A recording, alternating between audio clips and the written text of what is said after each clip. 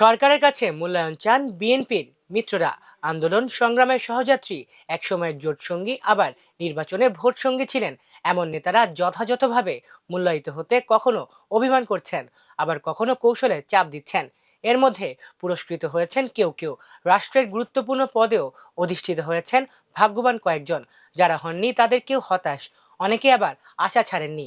এমন পরিস্থিতিতে BNP chairman Tarique Rahman মান ভাঙানোর উদ্যোগ নিয়েছেন। গতকাল সোমবার রাতে তাদের নিয়ে নৈশভোজে মিলিত হয়েছেন। এর আগে নিজ দল ছেড়ে ভোটসঙ্গী হওয়া রাশেদ খানকে বিশেষ সহকারী নিয়োগ করে অন্যদের আশাহত না হয়ে ধৈর্যের পরীক্ষা দিয়ে যাওয়ার বার্তা দিয়েছেন। প্রাপ্তি অপ্রাপ্তির জটিল অঙ্কে কেউ সন্তুষ্ট, কেউ ক্ষুব্ধ।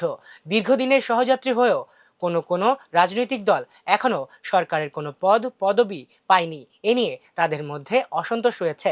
কেউ কেউ সেটা প্রকাশ্যেও এনেছেন। ইসলামপন্থী দু একটি দল বিএনপি জোটে না থাকলেও সরকারের পদ পেতে আগ্রহ প্রকাশ করে বক্তব্য বিবৃতি দিয়েছেন। দেড় দশকের বেশি সময় ধরে স্বৈরাচার হাসিনা বিরোধী আন্দোলনে বিএনপির সঙ্গে যুগপৎ আন্দোলন করে কিছু না পেয়ে হতাশার সুর তাদের কণ্ঠে। অসন্তুষ্টদের অনেকের অনুযোগ, বিএনপির জোটসঙ্গী হিসেবে স্বৈরাচার বিরোধী আন্দোলন করতে গিয়ে তারাও কম জুলুম নির্যাতনের শিকার হননি। কিন্তু দু একটি দল প্রতিদান হিসেবে ক্ষমতার অংশীদার হলেও অধিকাংশ রাজনৈতিক দল বঞ্চিত রয়ে গেছে।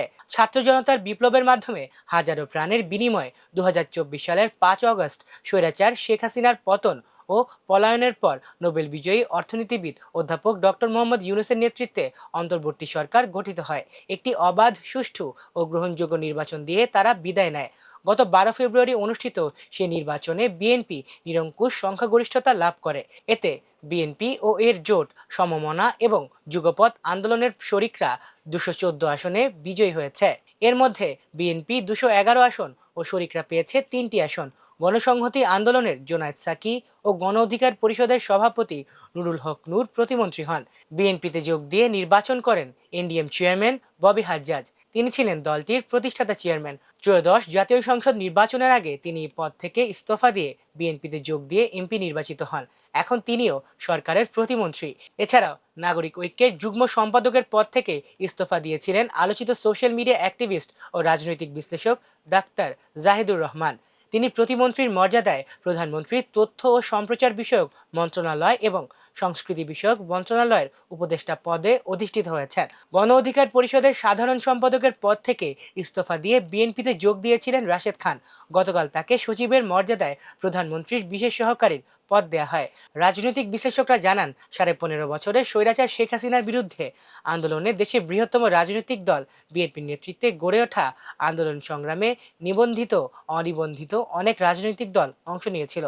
এর বাইরেও বিভিন্ন নাগরিক ফোরাম বা অধিকার কর্মীরাও স্বৈরাচারের বিরুদ্ধে বলিষ্ঠ ভূমিকা রাখেন। বিএনপির নেতৃত্বে 3টি জোট স্বৈরাচার বিরোধী আন্দোলনে সক্রিয় ভূমিকা পালন করে।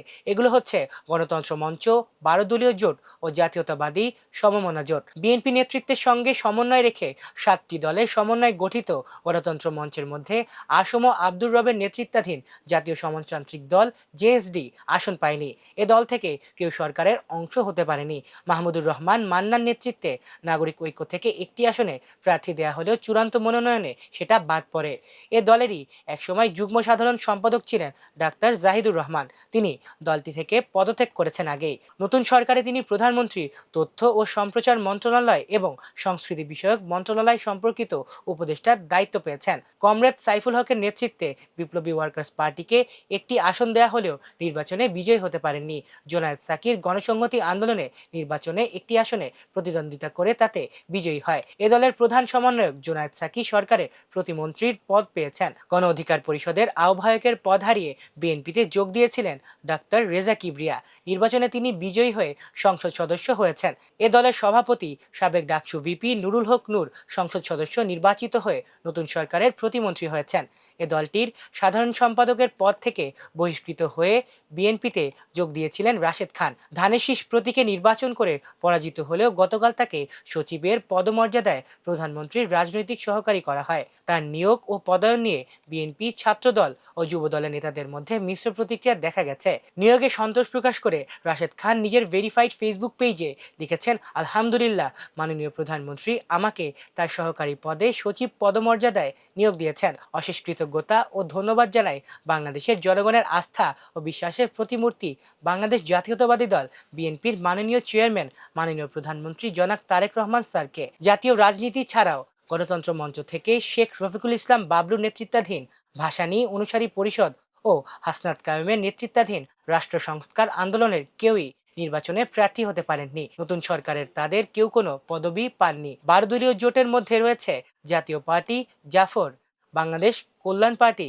Bangladesh Labour Party, Bangladesh Jatiya Dal, NDP, Jagpa একাংশ, Islami Oikyajote, Bangladesh Islamic Party, Muslim League, Jamiate Ulamaye Islam, people's party, বিএলডিপি ও সাম্যবাদী দল। নির্বাচনের আগে এই জোট ভেঙে যায়। 2024 সালের একতরফা আমি দামির নির্বাচনে অংশ নিতে বাংলাদেশ কল্যাণ পার্টি বেরিয়ে গিয়ে আওয়ামী লীগের সঙ্গে যুক্ত হয়। এর মধ্যে লেবার পার্টি ও জাগপা জামাতে ইসলামী নেতৃত্বাধীন 11 দলীয় জোটে যোগ দেয়। বিএলডিপি ও বাংলাদেশ জাতীয় দল বিলুপ্ত ঘোষণা করে বিএনপিতে যোগ দেয়। এদের মধ্যে বিলুপ্ত বিএলডিপির চেয়ারম্যান শাহাদাত হোসেন সেলিম সংসদ সদস্য নির্বাচিত হন।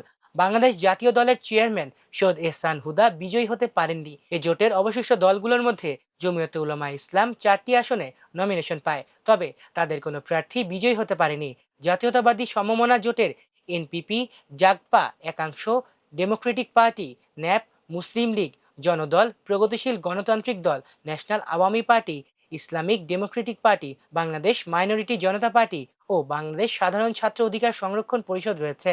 এদের মধ্যে এনপিপি চেয়ারম্যান ডক্টর ফরিদুজ্জামান দল থেকে পদত্যাগ করে বিএনপিতে যোগ দিয়ে মনোনয়ন লাভ করলেও নির্বাচনে বিজয়ী হতে পারেননি। এই 3টি জোটের বাইরেও বিএনপির সঙ্গে যুগপৎ আন্দোলনে ভূমিকা রেখেছিলেন ব্যারিস্টার আন্দালিব রহমান পার্থ নেতৃত্বাধীন জাতীয় পার্টি বিজেপি। এ দল থেকে পার্থ সংসদ সদস্য নির্বাচিত হয়েছেন, তবে তিনি সরকারের কোনো পদবি পাননি। এ নিয়ে তার দলের মধ্যে অসন্তোষ রয়েছে বলে জানিয়েছেন দলটির নেতারা। বিএনপির সঙ্গে যুগপৎ আন্দোলনের শরিক অ্যাডভোকেট সুব্রত রায় চৌধুরীর গণফোরাম থেকে কেউ নমিনেশন পায়নি। সরকারেরও কোনো পদ পাননি দলটির কোনো নেতা। জাতীয়তাবাদী গণতান্ত্রিক আন্দোলন থেকে পদত্যাগ করে দলটির সভাপতি ববি হাজ্জাজ বিএনপিতে যোগ দেন। বিএনপির প্রতীক ধানের শীষ নিয়ে নির্বাচন করে তিনি বিজয়ী হয়ে এখন প্রতিমন্ত্রী হিসেবে দায়িত্ব পালন করছেন। বিএনপির দীর্ঘদিনের সঙ্গী কর্নেল অবসরপ্রাপ্ত অলি আহমেদের নেতৃত্বাধীন liberal Democratic party LDP BNP জোট থেকে বেরিয়ে জামাতে ইসলামী নেতৃত্বাধীন 11 দলীয় জোটভুক্ত হয়। তবে তার দলের সেক্রেটারি ডক্টর রেদওয়ান আহমেদ দল থেকে পদত্যাগ করে বিএনপিতে যোগ দেন। গত নির্বাচনে তিনি ধানের শীষ প্রতীকে নির্বাচন করে পরাজিত হন। তবে অসন্তোষ ইসলামপন্থীদের মধ্যে। সরকার গঠনের 5 মাস পর শরিক দল ও সমমনা জোটের শীর্ষ নেতাদের সম্মানে প্রধানমন্ত্রী আয়োজিত নৈশভোজে অংশ নেয়নি বিএনপির দীর্ঘদিনের শরিক দল জমিয়তে উলামায়ে ইসলাম বাংলাদেশ। সোমবার রাতে সব প্রস্তুতি থাকা সত্ত্বেও এই বৈঠকে অংশ নেননি দাওয়াত পাওয়া জমিয়তে উলামায়ে ইসলামের নেতারা। দলটির প্রচার সম্পাদক ইমরানুল বারী সিরাজি আমার দেশকে বলেন, আমরা বিএনপির প্রধান শরিক ছিলাম। দলটি ক্ষমতায় আসার পর আমাদের কোনো খোঁজ খবর নেয়নি। এখন শুধু খাওয়ার জন্য গিয়ে কি লাভ? দলটির অপর এক নেতা জানান, নির্বাচনে জোটগত সমঝোতার ভিত্তিতে 4টি আসনের প্রতিদ্বন্দ্বিতার সুযোগ পেলেও কোনো আসনে জয় পায়নি দলটি। এরপর সরকার গঠনের পর শরিক দল হিসেবে তাদের যথাযথ মূল্যায়ন করা হয়নি বলে মনে করছেন জমিয়তের নেতারা। এর আগে এক সাক্ষাৎকারে জমিয়তের সভাপতি মাওলানা উবাইদুল্লাহ ফারুক প্রকাশ্যে ক্ষোভ প্রকাশ করে বলেন, নির্বাচনের পর আমাদের সঙ্গে বিএনপি কোনো যোগাযোগ নেই, কুশল বিনিময়ও হয়নি, কোনো বৈঠকও হয়নি। জোটের অন্যদের সঙ্গে সম্পর্ক রাখা হলেও আমাদের ধারাবাহিকভাবে উপেক্ষা করা হয়েছে। এটা রহস্যজনক। জোটের শরিকদের প্রাপ্তি অপ্রাপ্তি ও অসন্তোষের বিষয়ে ক্ষমতাসীন সরকারের নীতি নির্ধারক ও বিএনপির শীর্ষ নেতাদের সঙ্গে কথা বলে আমার দেশ। তারা প্রকাশ্যে এ বিষয়ে কোনো মন্তব্য করতে রাজি হননি। তবে রাশেদ খানের নিয়োগের বিষয়ে ছাত্রদল ও যুবদলের নেতারা তীব্র প্রতিক্রিয়া দেখিয়েছেন। একজন সাবেক ছাত্রদল নেতা আমার দেশকে বলেন, দলের পরীক্ষিত ও ত্যাগী নেতাদের মূল্যায়ন হচ্ছে না, এতে দলের মধ্যে নেতিবাচক প্রভাব পড়তে পারে।